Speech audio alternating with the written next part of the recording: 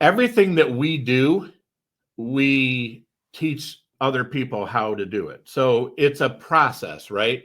So it's a multi-step process. So the first thing we want people to do is take a good hard look at their situation, their life, what they're trying to accomplish. Then we help them by helping them develop their personal financial statement, their bio, as maybe would be read by a real estate person, maybe a lender, maybe an investor. And then we end up with developing a business plan with them, right? Because we want people to get their first deal. So if you're a real estate investor and are wondering how to raise and leverage private money to make more profit on every deal, then you're in the right place. On Raising Private Money, we'll speak with new and seasoned investors to dissect their deals and extract the best tips and strategies to help you get the money, because the money comes first. Now here's your host, Jay Conner. Welcome to another amazing episode of Raising Private Money. I'm Jay Conner, the Private Money Authority, also the host of the show.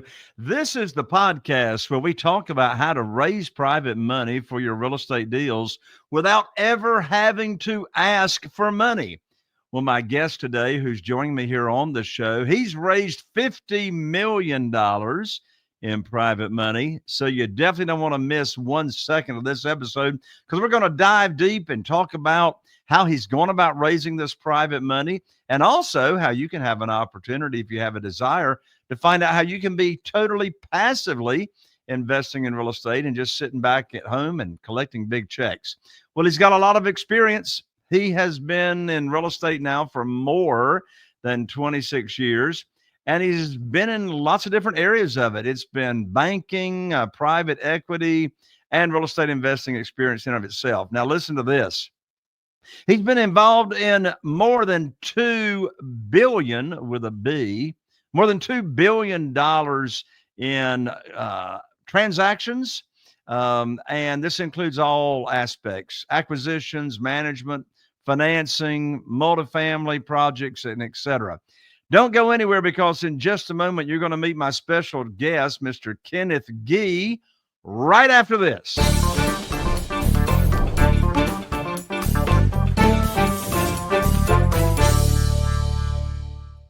Oh, my lands, Ken, I'm so excited to have you on the show. Welcome to the show. thank you so much for having me. I'm looking forward to this. Absolutely. We're going to have a good time. You got many years of experience, over 26 years in real estate. You've raised millions and millions of dollars. You've been involved in over $1 billion in transactions. So you've got all kinds of experience to share with us. Here on the show, we're going to talk about how you've gone about raising private money and your favorite ways to do that. And we're going to talk about passive opportunities as well, if you have any. So my first question, Ken, you can answer this as quickly and as short as you like, Okay. or you can take as much time as you like to answer this question. All and right. here is the first question. Tell me and my audience, who is Kenneth Gee? Yeah, thank you so much. So the quick story of my life, I grew up in Toledo, Ohio. For those of you who loved MASH, Max Klinger was from Toledo, the 20 Packles hot dogs guy. So anyway, got my undergrad, University of Toledo, moved to Cleveland, spent 5 years as a commercial lender with now the bank that's part of PNC. So while I was a lender, I went to school at night at a small private school called Case Western Reserve University. And it's there I got my master's degree, where then I became a CPA and went to work for Deloitte for 7 years, one of the big firms, and spent 7 years doing federal work, state and local work, a lot of merger and acquisition work, got to work with some very, very cool private equity firms. And it was there that got me into real estate. You think back, this is a long time ago. My kids were very, very young. I used to do my daughter's feeding at 3 a.m. It was because it was the only time I got to spend with her. My wife would be sleeping, my son would be sleeping, and I was working 80 hours a week at Deloitte as a CPA. So that 3 a.m. feeding was really important to me, and it was really cool, right? If you're a parent, you know, father-daughter time is really, really cool. Except I started to realize after a while that, wait a minute, Ken, it's 3 a.m. and this is the best you can do for your daughter. And it started to get me thinking, this is probably a problem, right? See, I thought I did everything I was supposed to do. Went to school, got good grades, got a great job. I felt like I was successful, but now I realized that there was a real chance that my family was going to grow up without me, and that made me sick. And so being around the bank for 5 years, being around a Deloitte for as long as I had up until that point, I had been around so many people that made insane amounts of money in real estate. So I said, I got to figure this thing out. This is way back when the only thing out was Carlton Sheets. This kind of podcast never even existed. I don't even think podcasting existed back then. But in any event, it took me a year and a half, found 3 deals, small little baby apartment buildings, 28, 24, and 22 units. Bought them, sold them 3 years later, made $500,000 while I was still working at Deloitte, and realized, man, I thought this real estate thing was for me, and nothing's better than proving it, right? Think about that. This is back in 2000. I'd never had $500,000 in my bank account, especially earning it on the side. So that's how I got into real estate, because I realized at that point, this is not something I can ignore. And, fast forward 25 years later, this is all I do. That's all I've done for a long time. Has all of your investing been in multifamily or commercial investments? Have you done any single family or any other asset classes? Yeah, great question. So when I first decided to buy that first apartment building, I was trying to figure it out. I'm like, okay, how do I do singles? That seemed like the safer way to start, but I could never figure out how to make money there. It's because here's the way I thought, whether it's right or wrong. And I know there's a lot of people who make a lot of money flipping singles, but I thought, man, okay, if I eke out $100 a month and then my roof goes bad or the furnace goes bad, I'm like, well, there goes all my profit. And that stressed me out. I couldn't figure it out. So I picked multifamily because back then, think about this. I had a small family. I was pretty busy. I was working ridiculous amount of time at Deloitte. It's a great place to work, but I worked a lot. So there was no way that I could eke out more time and go fix things on the weekend or anything like that. So I had to find something that was big enough that would create enough income that I could pay someone to help me. And that's how I ended up in the apartment world. With that 28 unit was my first deal. I found a lady who worked part-time. She got a free apartment, maybe a little bit extra money, and did things, showed the apartments, did all the kind of stuff around the property. And so that's why I ended up on multifamily. That's why I didn't start with single family. And I've actually never done a single family investment property, believe it or not. Well, that makes a lot of sense. Now, on those first apartment buildings, how did you fund those first ones? Did you do it like traditionally with institutional money? Oh gosh, no. Oh no. My first building was $575,000. Sounded, now that sounds tiny, but back then it wasn't. I found a really good seller, right? I found the property listed in the newspaper back then. That just dated me. Found the guy was a great seller. He said, I'll take a note back for 10%. I needed to find the other 10%. He found me a good lender, but now I needed $70,000 and I didn't have $70,000. So I said, all right, I'm just trying to figure it out. I'm like, man, I really want to do this. So I decided I was going to borrow $35,000 on my home equity line. And I'm not telling anybody else to do that. I'm just telling you what I did. And my in-laws said, okay, we'll put in the other 35. So I went in 50-50 partners on my first deal with my then in-laws. I think they knew that I really didn't know what I was doing. I felt like I kind of knew some stuff, but they trusted me, and they knew that if I really didn't take care of them, they knew where I lived. So they felt kind of safe there. And so that's how I came up with the down payment. I literally borrowed the down payment. Okay, so your first private lenders were your in-laws. Yes. Well, they were actually equity partners. Okay, they were equity partners. They were real partners. Yeah. They were not debt. They were not debt. That was not debt. They were equity partners. Still, yet it was private money and private investing. Mm-hmm. And so you've raised a lot of private money over the years and investment. What are some of your favorite ways to go about attracting private money instead of feeling like you're chasing it? Yeah, that's a good question. So early on, I'll tell you how it evolved for me.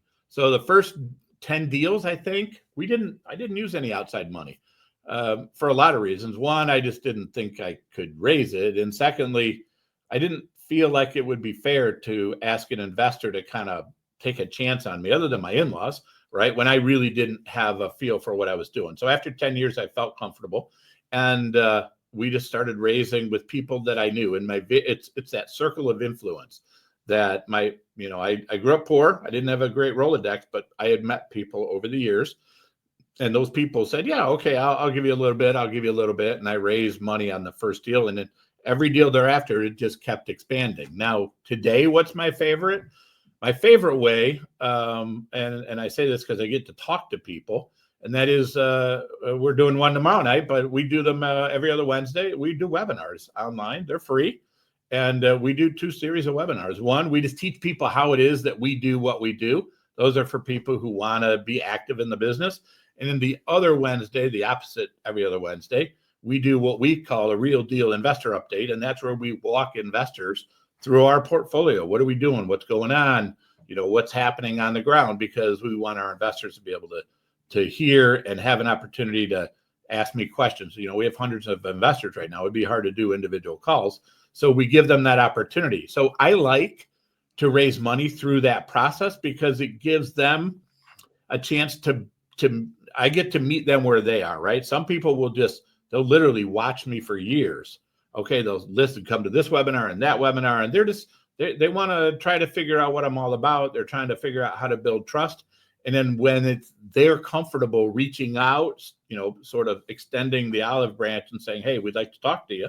We do it happens on their terms. So that's my favorite way because it puts investors, gives them the ability to do it when they're comfortable. It's not me going out and trying to pull them out of the crowd, so to speak. Right. Now, how do you fill your webinars? Of course, you've been doing it for a long time. I'm sure you have a very robust email list, but how do you get new potential interested investors to the webinar and on your email list? Are you doing Facebook ads or other ways? We do that. We do all sorts, right? You got to do a lot of different things. We do a lot of social media posts, a lot of networking. We get a lot of new people through word of mouth, right? Because if people are happy with what you do, at some point they'll probably, hey, you should go listen to this webinar. This guy is interesting or whatever, right? Because I provide a new perspective. So it's all of the above. Yes, we use email. Yes, we use text messages. Yeah, we actually have our own app, KRI Partners. You go to the store, download it, and now you would have already connected, right? We're not going to get you new that way. Nobody goes to the Apple store and searches and finds an investment firm. But what we try to do is try to meet everybody where they are, right? And some people like to be communicated in different ways, so we just try to match that. Probably most people come in through networking, word of mouth, and the ads that we put out. Okay. Well, since you mentioned it, and in case anybody's got to jump off of the show quickly before we finish, let's go ahead and give out that website, which is www.kripartners.com. So I take a couple of minutes, Ken, and sort of just give a 30,000-foot view when you're teaching someone on the webinars what you do and how you do it.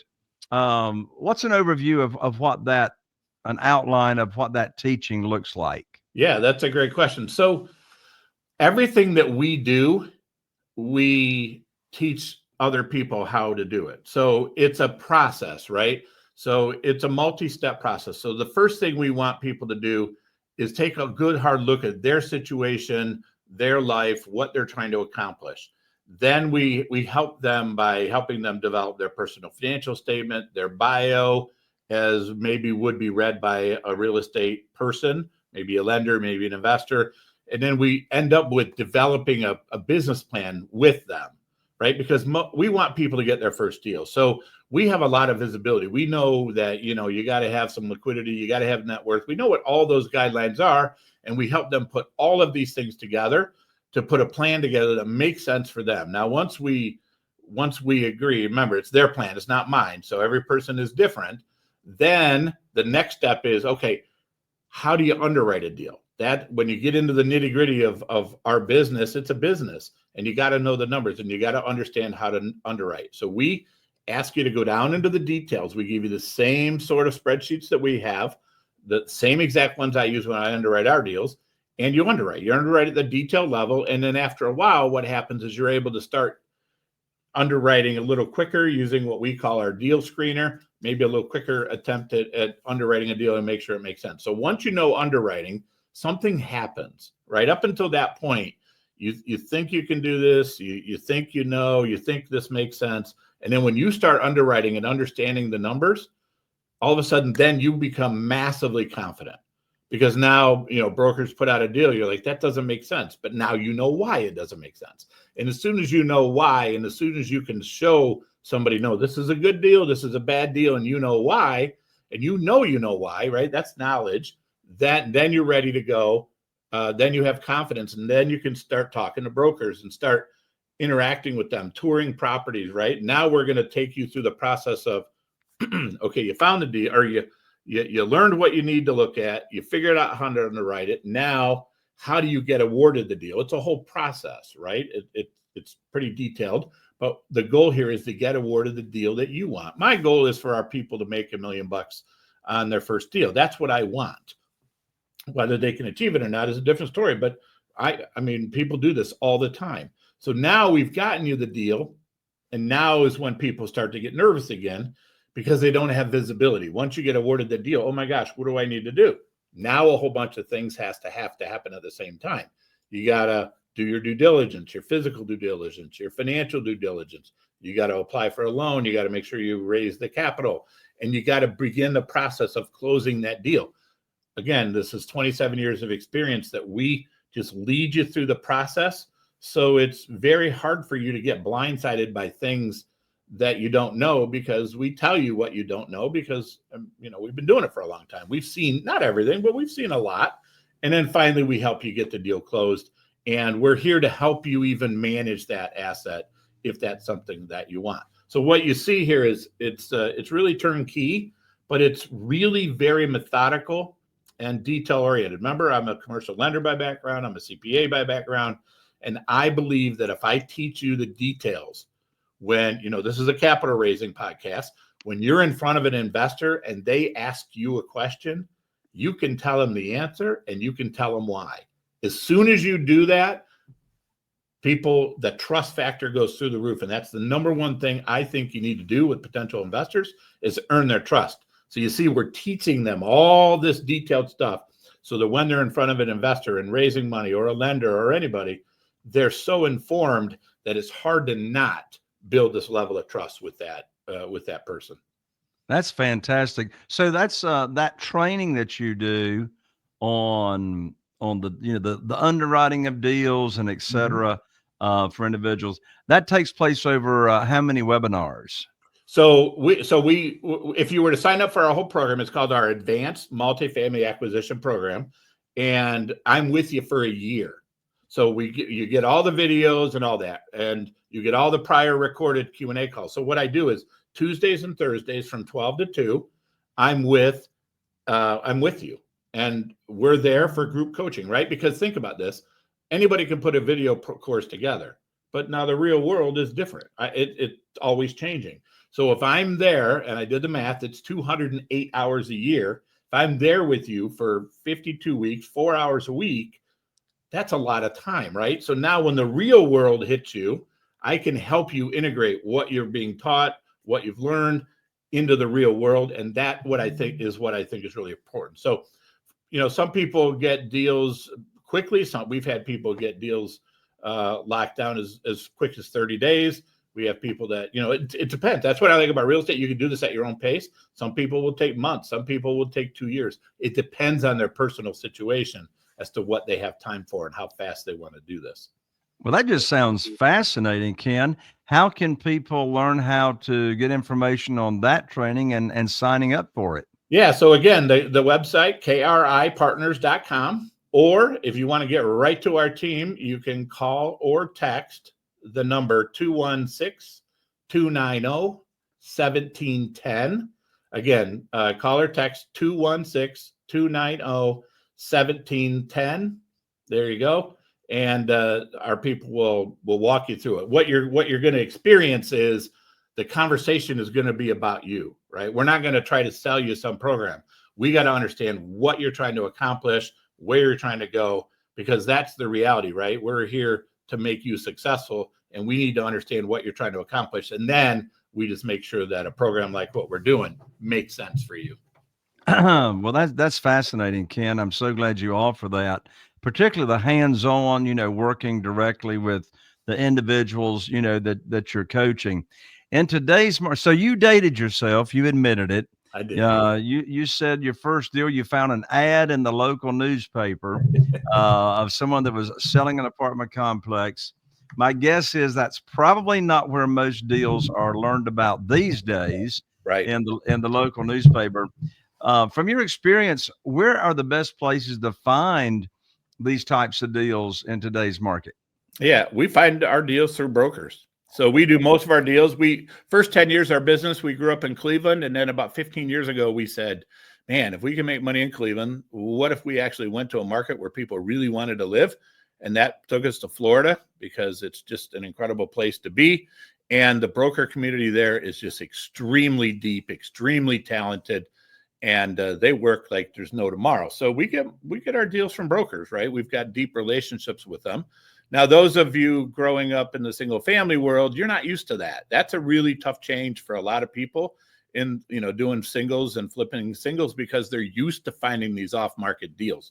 Doesn't mean you can't do it in the multifamily world. It's just a lot harder to do, especially in a market that, everybody wants to be in, like Florida. So brokers is where we get most of our deals.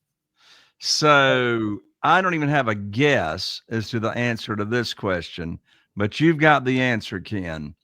And here's the question. On average, how many deals have you got to review before you can actually close on one? It depends, right? We're just as we record this or do this live, I guess. We're closing on a deal. The prior deal, it took us a year. It's been a very, very, very slow market.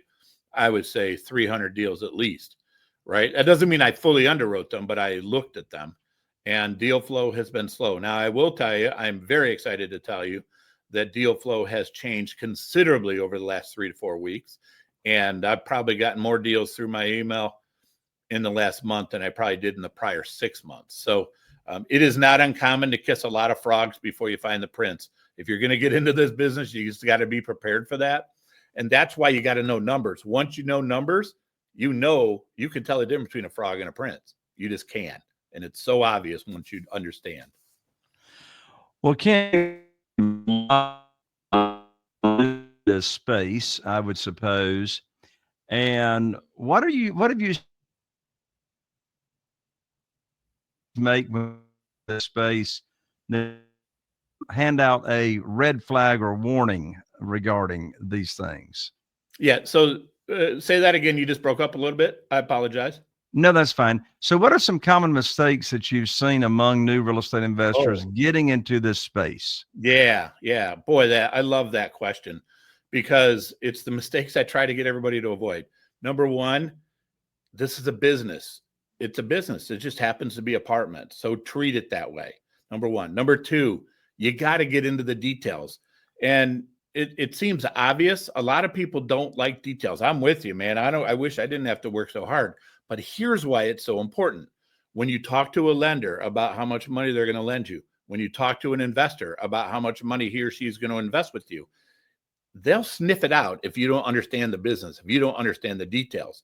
And that's the number one mistake people make. They don't think that the details matter because there are some people out there that tell people, you know, just fly up here. You can do that. You don't need to know the level of details. But I will tell you, I follow a lot of wealthy people, and I have yet to hear somebody that's wealthy say that they're not wealthy because they paid attention to the details. That's the number one thing that I want people to focus on. For so many reasons. Now, let's forget about the external reason. Let's forget about raising money. Let's forget about the lender. It actually impacts your ability to move forward because most people, they won't move forward if they know they don't know because they don't want to lose money. They're risk-averse people, right? If you know you don't know something, most people, some will, but most people will not charge headlong into that cave with no light in it. They just won't do it until they know, they understand, they believe, yes, I understand this business enough now. I feel comfortable moving forward. So there's so many reasons why those details matter. And if you can just resist ignoring the details, you're going to be wildly successful. I love it. That is fantastic advice, Ken. And I'll add, and look, I don't have the expertise you do, but I'll share another mistake that new people getting into this space make. And you probably didn't say it because you didn't want to be self-serving. But one big common mistake is they'll get out there and try to do this thing on their own, and they don't even have any coaching. They don't have any education. They haven't been trained. They haven't been taught how to underwrite a deal. And so now they're out there in the wild, wild west. I'm sorry to say, with an arrogant attitude, saying, you know what? I've been successful over here. I've been successful over here. I can figure this thing out on my own. Would you agree? Yeah, unfortunately, people do that. You're right, and it's it's funny. 25 years, 27 years. I've been doing this a long time. Knowing that what I have available now to people, and what this podcast alone, never existed 27 years ago. I learned every single thing I did the hard way, very hard, probably cost me a lot of money, a massive amount of time. And the reality of it is now, I improve myself every single day. I get better at what I do every single day in all aspects of what we do. This is here for you to take. Let somebody lead you through the process, right? I think people get worried about the investment. I mean, guys like me, we can't do this for free. I just can't. For 1,000 different reasons, but take advantage of people that have been doing something for a long time, especially in an industry where so many people have been successful. Let them show you the ropes. You don't need to have them on your back for decades. Just once you get that first deal, everything changes for you because you've gone through the whole process, and that coach, that mentor, that person, whoever you're working with, probably sees things coming that you have no idea they're there.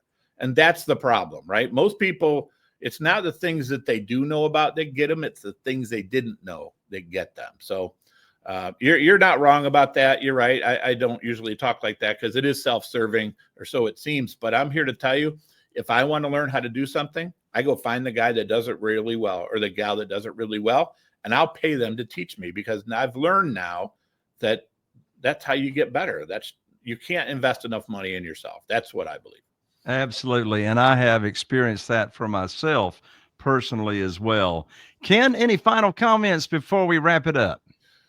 No, just, hey, you know what? Here's what I'll tell you. A lot of people have done multifamily for a very, very, very long time and done extremely well. I like it because it's a relatively safe asset. I can't use the word safe without the word relatively, right? It's multifamily. I can't figure out how to make that go away, right? So if you can get into a business, or passively or actively, doesn't matter, that seems like it's hard to make it go away, and you can figure out how to make money doing it, I don't know why you wouldn't do it, right? I'm a CPA, I'm a lender, I got all kinds of things I could do, but this is what I do, and it's for a really good reason, because it's the least risk. By the way, Ken, I hadn't asked you, Ken, but do you have any open funds at this time where passive investors can get involved? We do. We absolutely do. Yep. Our Fund 4, we're just wrapping up right now. So you got about 10 days left to invest in it. We do now the blind pool fund method. So we used to syndicate, right? We used to go find the deal, then go raise the money. That's really stressful because you got to raise a lot of money in a short amount of time. Many years ago, we flipped that model over. So we go raise the money up front and now find the deal. So we're just wrapping up Fund 4. We found a deal for Fund 4, and we're just wrapping up, closing up that fund. So that fund already has a deal locked down. We have some extra money in that fund. We'll go for the next deal, and we just keep rolling it forward like that. So yeah, if you're interested, reach out, kripartners.com, or the same phone number, 216-290-1710, and our team will get you hooked up. You don't have a lot of time there, but don't worry. If you don't make it in time for Fund 4, we'll have another fund. I don't want anybody doing this under pressure. So don't sweat it. We have another place for you. If, I want you to do your due diligence and get to know us before you give us your money. Sure. Well, that keeps it simple. At www.kripartners.com, you've got your education there for learning how to do this. And there's also investment opportunities for private investors as well. So that's great. You've got it covered on both ends. Ken, thank you so much for blessing me and my audience. God bless you. Well, thanks for having me. So good to have you. And there you have it, another amazing episode of Raising Private Money. And I need your help. For me to keep having more just amazing guests come join me here on the show, you are one step away, you're one conversation away from making a huge impact on somebody in your life. And that is, I'm going to ask you right now to share this episode with just one other person. Share this episode with just one other person that you believe this show will have a meaningful impact on them, and we'll keep having great guests like Ken come back and join us. I'm Jay Conner, the Private Money Authority, wishing you all the best. I'm looking forward to seeing you right here on the next episode of Raising Private Money. Are you feeling inspired by the knowledge you gained in this episode? Then head over to jconner.com/moneyguide. That's jconner.com/moneyguide and download your free guide that shares 7 reasons why private money will skyrocket your real estate investing business right now. Again, that's jconner.com/moneyguide to get your free guide. We'll see you next time on Raising Private Money with Jay Conner.